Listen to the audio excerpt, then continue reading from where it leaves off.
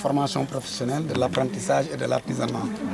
Le centre a été créé récemment en octobre 2013 et compte 3 filières principales. Nous avons l'agri-élevage, la restauration et hôtellerie, mais également la couture-confection. Mais je tiens à préciser que l'agri-élevage demeure la filière principale, c'est-à-dire la filière recommettrice qui doit tirer les autres filières. Donc en fait, c'est ce que je tenais à apporter. Quelle sera votre partition par rapport à cet art qui sera bientôt installé au niveau de Mont-Roland? Ça me réconforte, parce que vous savez que pour insérer, il faut former un produit de qualité. Et dans ce projet, je me retrouve à 2 niveaux. Nous avons ce qu'on appelle la ferme Natangé. Pour la ferme Natangé, j'ai derrière vous 2 hectares qui doivent abriter le centre de formation professionnelle. Nous avons prévu 1 hectare pour faire ce qu'on appelle la formation par alternance. 25% de théorie et 75% de pratique. Donc, c'est la première phase. Et avec cette ferme Natangé, ça va nous permettre de régler 2 problèmes. Un problème pédagogique, c'est-à-dire les élèves pratiques pour avoir la main et être opérationnels. L'autre problème, c'est que nous tendons vers ce qu'on appelle l'autonomisation des structures de formation professionnelle. Mont-Roland est une zone rurale. Mont-Roland a sa particularité. Parce que par exemple, en ville, vous pouvez vous permettre de demander des inscriptions de 50 000 à un élève. Mais en monde rural, cette ferme Natangé nous permettra d'avoir des ressources additionnelles avec les produits venant du maraîchage, mais également de l'aviculture, des chairs, pondeuses, etc. Donc, maintenant, l'autre produit, c'est ce qu'on appelle Warbi. Warbi, par exemple, c'est plusieurs fermes Natangé associées qu'on appelle sous le terme, comme l'ANIDA nous a fait, donc Warbi.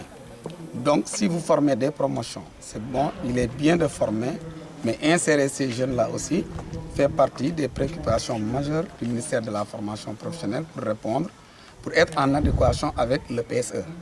Donc, cette ferme nous aidera à insérer nos premiers produits qui vont sortir, Inch'Allah, au mois de juillet 2016.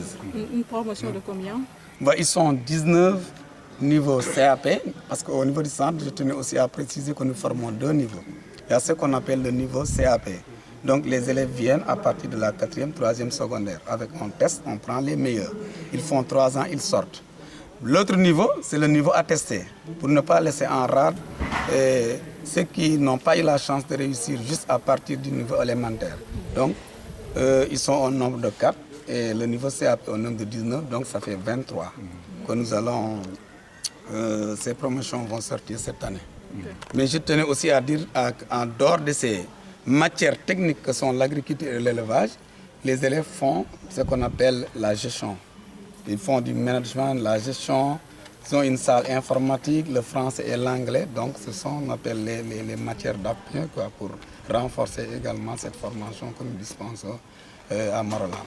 Je tiens aussi à préciser que c'est une structure publique, ce n'est pas privé.